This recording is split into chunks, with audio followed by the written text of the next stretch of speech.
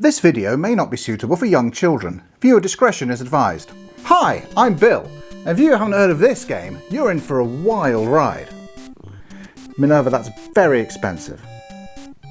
This is Devil World, legendary creator of Mario and Zelda, Shigeru Miyamoto's first game, designed for home console rather than for arcade. It's also the first game he worked on with Tezuka, and that partnership continues right through every Mario and Zelda game, right up until Mario and Luigi Brothership. That's right, they're still working together, and this is how their partnership started. This is legendary Nintendo history. It's a cool game, and its release coincided with a very strange time in American and European history that still continues to this day.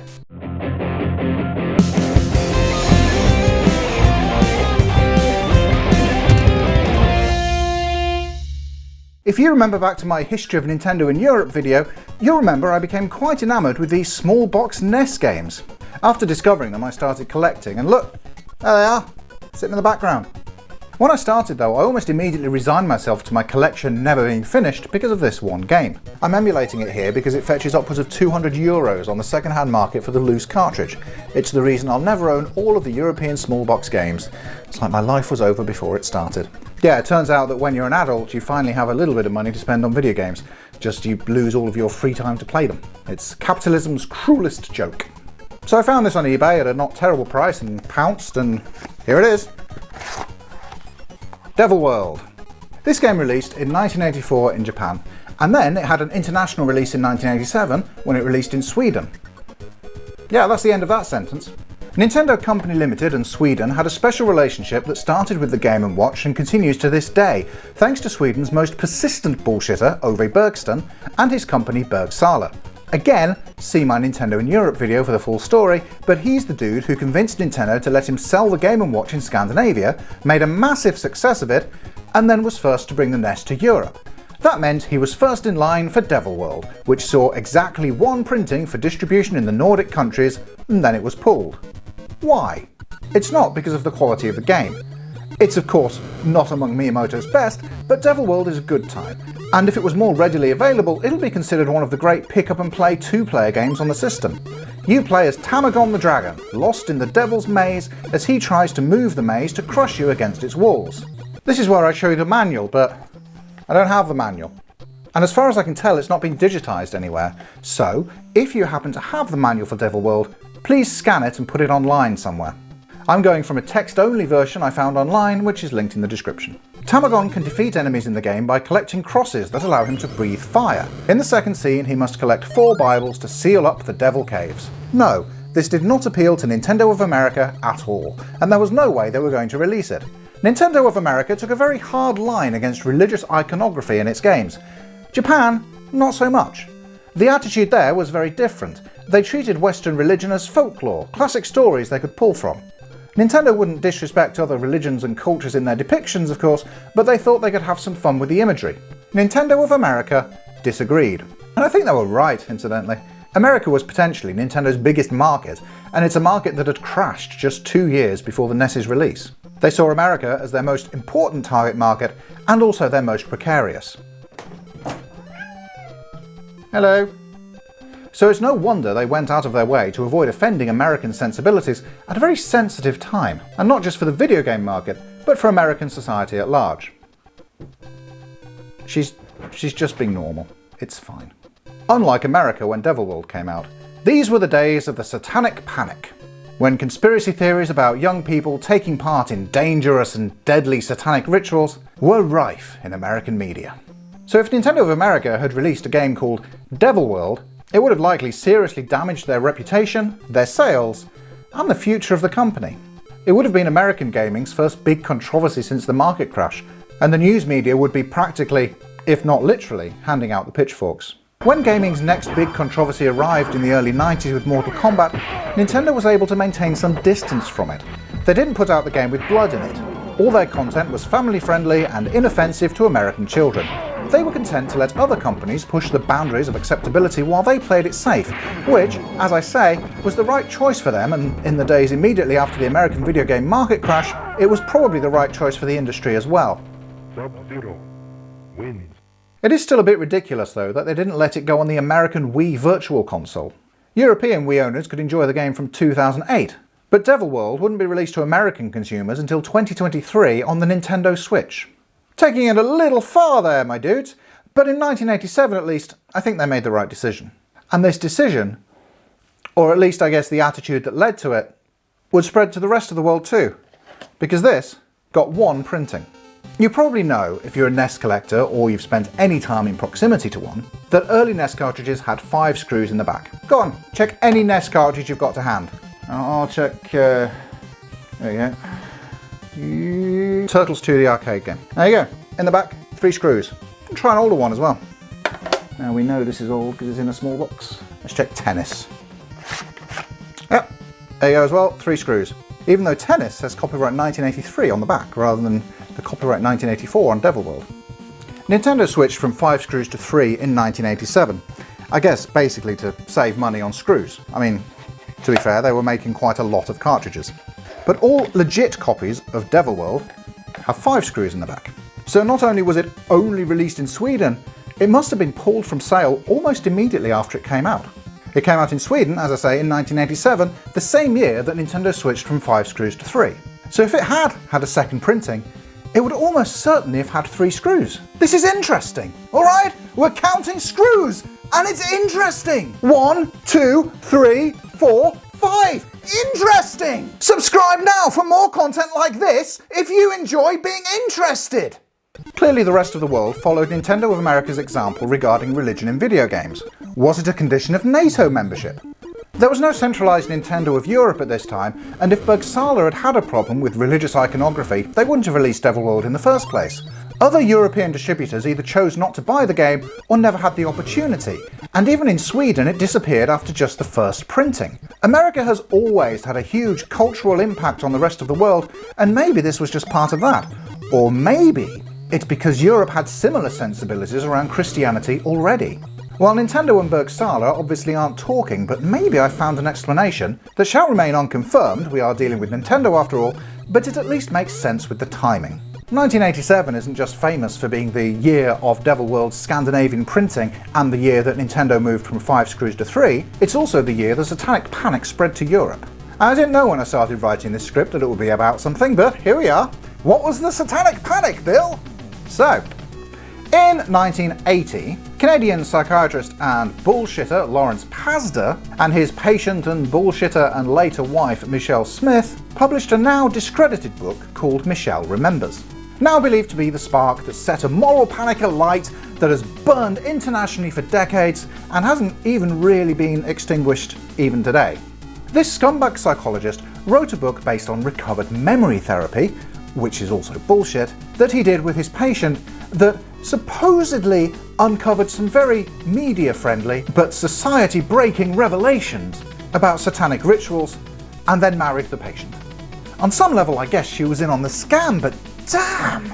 At the time though, people took this guy seriously because red flags are so much brighter in hindsight. The cover of the book says, "A true story of a year-long contest between innocence and evil." True story, was it?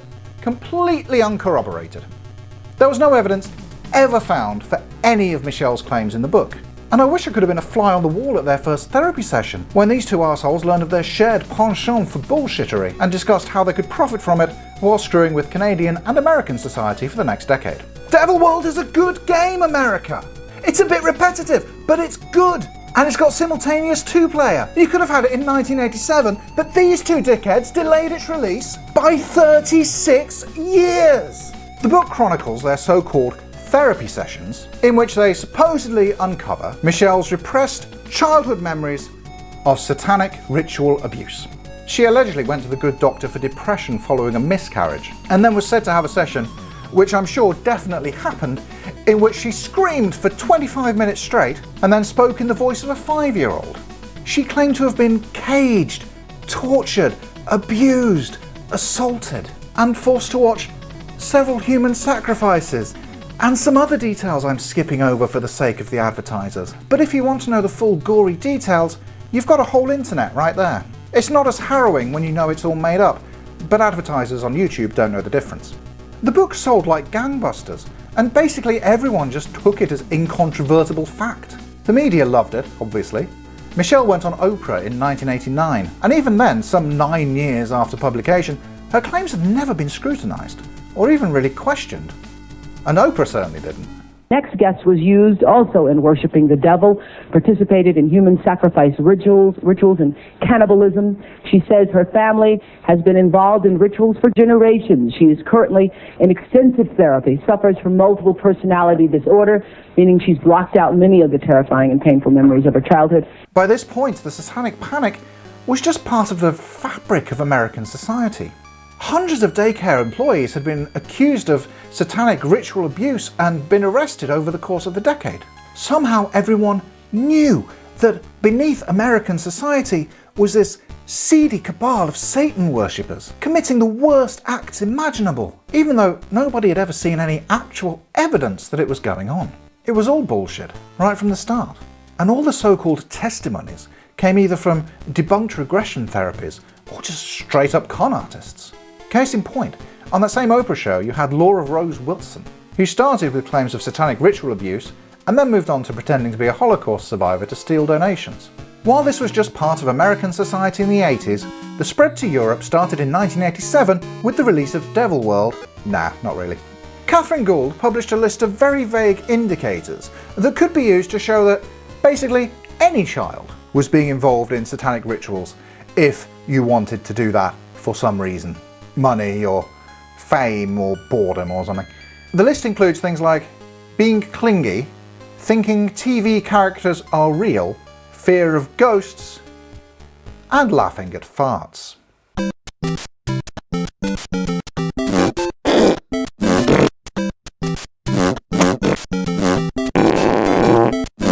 Did you smile during that clip? If so, you too may have repressed memories of being in a satanic cult. Please see me afterwards to buy some therapy. This video is sponsored by BetterHelp. The full version of that is linked in the description and it's way funnier than it has any right to be. Then check out the rest of Matthew Hyton's channel for some more British comedy nonsense. The Mr. Blobby in Jamiroquai video is a particular favourite of mine. Bill, can you explain Mr. Blobby to a predominantly American audience? No, I can't. And anyone who tells you they can is lying. The point was that bullshit artists could use Catherine Gould's list, published by a real scientist, to profit from the panic that was fueling the media frenzy. And throw more fuel on it, why not? Allegations of satanic ritual abuse exploded throughout Europe. Because despite how much it might sometimes feel like it, no single country has a monopoly on being as dumb as hell. Or, more generously, impressionable and easily misled. In 1986 in the UK, for example, conman Derry Knight claimed to be an escapee from a satanic cult led by Deputy Prime Minister William Whitelaw, by all accounts a fairly dull and decent man, and got himself hundreds of thousands of pounds in donations, including from the family that owned the supermarket chain Sainsbury's. They were all charismatic Christians, and they loved this stuff. MP Geoffrey Dickens MP brought an adjournment debate to the House of Commons in 1988 about child abuse and witchcraft. The UK and the US shared a common language and a lot of culture, so it was only natural the panic would show up there too. Sweden wouldn't get their first taste of it really until the Södertälje case in 1992, which you're welcome to look up online if you can spell it. It's no surprise then really that out of all the European distributors at the time, only Bergsala took a punt on Devil World and changed their minds pretty soon after. The game was released at a time of a growing moral panic, and although the game is more about a cute monster in a maze eating ice cream than it is about satanic ritual abuse, it makes sense that Nintendo of America was particularly careful during this time about showing any religious iconography, and with the way the panic was spreading, it made sense for European distributors to follow suit, even if Bergsala didn't initially get the memo. Actually, I would be curious to know Nintendo Company Limited's side on this. It's not clear if Bergsala changed their minds about buying it, or if Nintendo changed their minds about selling it. I would guess it's more likely the latter, because Nintendo in 1987 wouldn't have been particularly interested in printing cartridges just for Sweden. Up until the mid-90s, the Satanic Panic was primarily an English-speaking phenomenon, having started in Canada and then spread to the United States. It's no surprise then that there's no Palais release of Devil World, because that was handled by American company Mattel. And most of Europe didn't get the NES until 1987 anyway, and then Nintendo had probably already decided that Devil World wasn't really worth the hassle. so they didn't offer it to newer distributors. Uppsala in Sweden was the first, remember. History of Nintendo in Europe video. It's good. Go check it out. But because they were the first, they had the chance to buy it, and no one else did because Nintendo gave up on it. That will be my theory. The Satanic Panic hasn't fully gone away. It's just changed form a little. You might know it as Pizzagate, or latterly QAnon, and probably something else by now. The religious right has never not pushed this kind of stuff, and they're still doing it today. A lot of people believe in spiritual warfare, and the Satanic Panic only served to confirm in their minds their existing beliefs. It will always be, and was ever thus. The details change, but the purpose and power of religious conspiracy theories remains. It's all about child abuse as well, obviously, in order to exploit people's deepest protective instincts, to frighten them into following your agenda. Plus, the religious element serves to boost fear of the other, which in turn is used to aid the spread of anti-migrant rhetoric while providing further defense for white Christian nationalism. And that's why America didn't get Devil World until 2023. This video's so stupid. I haven't said anything untrue, but just that you can draw a straight line from Shigeru Miyamoto's cute little dragon game to QAnon is stupid. True, but stupid. Because the world we've made for ourselves is stupid, and it's no wonder a lot of us are too. I used to believe in spiritual warfare, and I probably believed in the Satanic Panic too. We're none of us perfect. But is Devil World any good? Yeah, it's fine. It's a maze game, very much like Pac-Man, and I don't know any other maze games, and probably neither do you.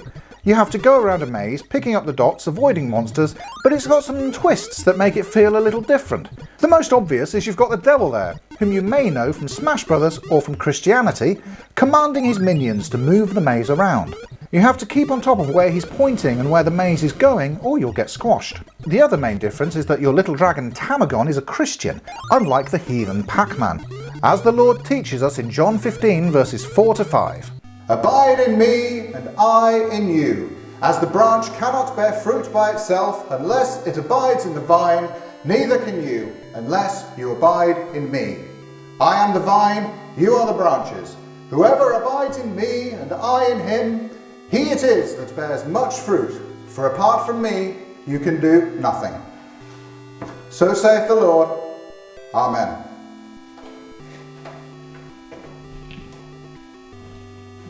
Tamagon can do nothing without the power of Christ that abides in him when he picks up either a cross or a Bible. Doing so allows him to breathe fire, turning his enemies into eggs which he can then eat, just like Jesus. He also can't eat any dots without first grabbing a cross, which only lasts for a short amount of time. Having to go out of your way to grab crosses with the maze constantly moving around you is what this game is about, at least in the first scene. The game loops through 3 scenes. The second has Tamagon grab Bibles from the corners of the screen to close up the devil holes and seal the weakened devil cave. The Bibles work like the crosses, but they don't run out. The difference is that once you plug a devil hole, you lose your Bible, and you're vulnerable until you find another. The third scene is a bonus screen where you have to grab bonus boxes, because once they put crosses and Bibles in this, they ran out of Christian iconography. Maybe they could have gone for like an ichthus or something. I guess having to rescue a little Jesus might have been mechanically interesting, but maybe a step too far in terms of disrespecting the source material. As it is, you're a little dragon who uses the power of Christ through the cross and Bible to defeat the devil, and honestly, if they'd marketed this a little differently, it would have been played in Sunday schools across the Bible Belt. Except those people hate fun, and this game is fun, if a bit repetitive. Although it's the first game Shigeru Miyamoto designed for home consoles, he's still very much designing with his arcade sensibilities. You have 3 lives and the game loops until you lose them, and your goal is to get the highest score possible. It's very much an arcade-style game. There's no technical reason it couldn't have had more mazes or pickups or enemies. You put it in the context of its release though, and it stands tall amongst the other NES Black Box releases as a decently fun pick-up-and-play single-player experience. Not very deep, but a good time. I love the look of the game though. Tamagon and the Devil are really sweet, both in-game and on the box art. The monsters are fine and the maze is whatever, it's just a maze, but Tamagon himself is bae. Rumour has it he inspired Yoshi, but I mean, it's a green dragon, designed by Shigeru Miyamoto. Of course there's a rumour that he inspired Yoshi, but it doesn't even a little bit matter if he did or not. Tamagon has earned his place in history in his own right, regardless of his supposed relation to Yoshi. Compared to Pac-Man? Not as good, honestly. Pac-Man is much simpler, but it's so perfectly tuned and balanced, and feels a lot more hectic. There are times in Devil World where the maze is about to crush you when you know you're done for, but you can't do anything about it. In Pac-Man, if you get cornered, you don't have to wait for the ghost to slowly meander your way. You're moving around pretty much constantly until you die. The 4 ghosts in Pac-Man have different logic to how they move around the maze, and learning that gives you an edge, whereas the enemy AI here is... it's what it is. And the programming isn't clever enough to account for enemies getting themselves squashed either, so they just turn to ghosts and fade through walls until they're back on the map, then continue to move around seemingly at random.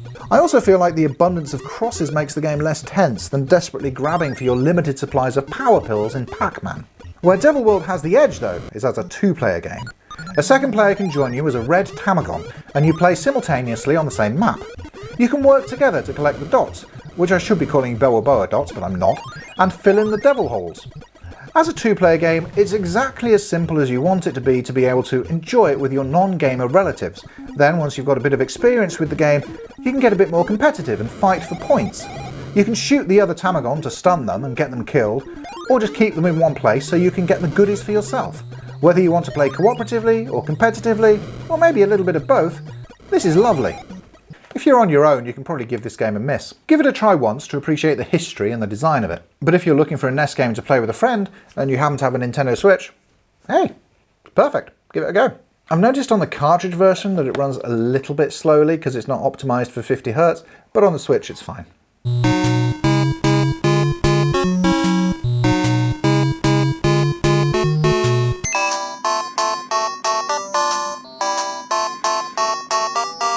Plus, this cartridge costs more than a Switch, so play it on Switch.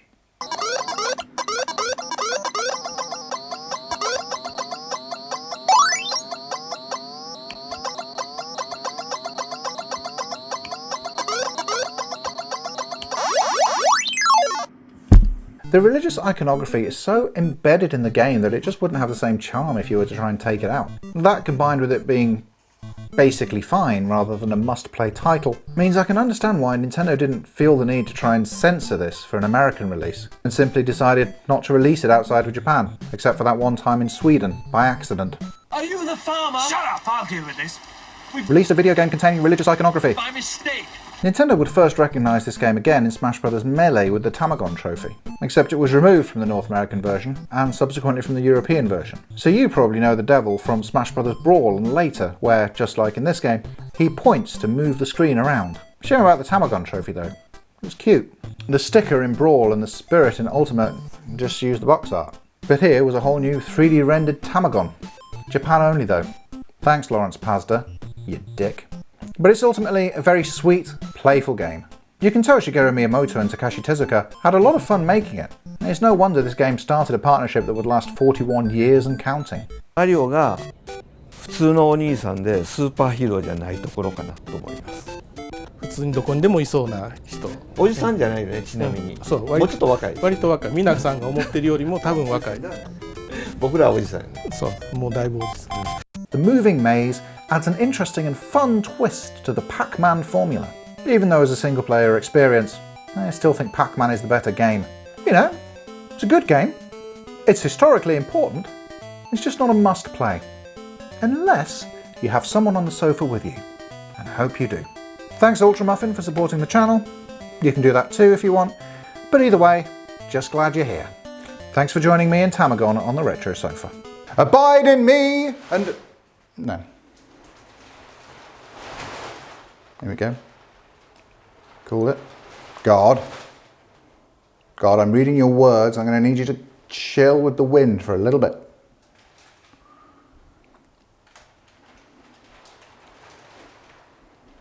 God. Stop it. Stop being windy.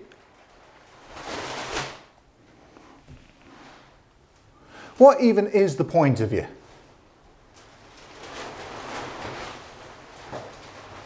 I didn't like that, did you?